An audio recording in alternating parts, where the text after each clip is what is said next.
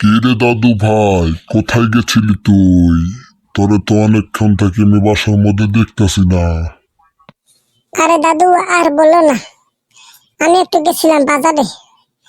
আর রাস্তায় যে গরম, এই গরমের মধ্যে জীবনটা তেনা তেনা হয়ে গেল। আর হয় রে দাদু ভাই, বাহিরে অনেক গরম পড়েছে, বাসার ভিতরেও তো শান্তি নাই কারেন্টের লাইগা।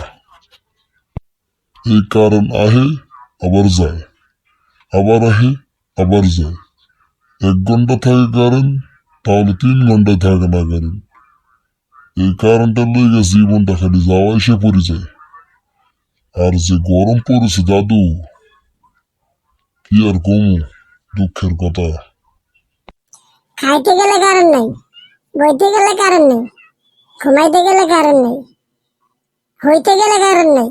কারেন্টের লাইগা আর পারতেছি না দাদু।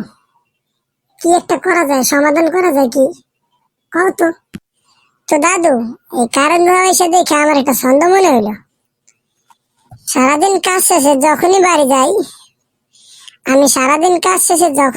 যাই, গিয়া দেখি শালার কারেন্টই নেই। বেবির গরম লাগে, গরম লাগে, গরম লাগে, তাই আমি অন্ধকারে জ্বলে জ্বলে বাতাস দিয়ে যাই। হায় আরে দাদু ভাই, কালকে যাবো পল্লী অফিসে, গিয়ে একটু খোঁজ খবর নিম যে কারণে তো যাওয়া এসে করে কেন, দেখি কি কয়, তারপর একটা সমাধান করন যাইব। তো দাদু, দেখি কি করা যায়, আমি একটু দেই। এই গরমের জ্বালা তো বাঁচতেছি না, বুঝো নেই। আচ্ছা যাও গা, মা আবার ডাকতেছে।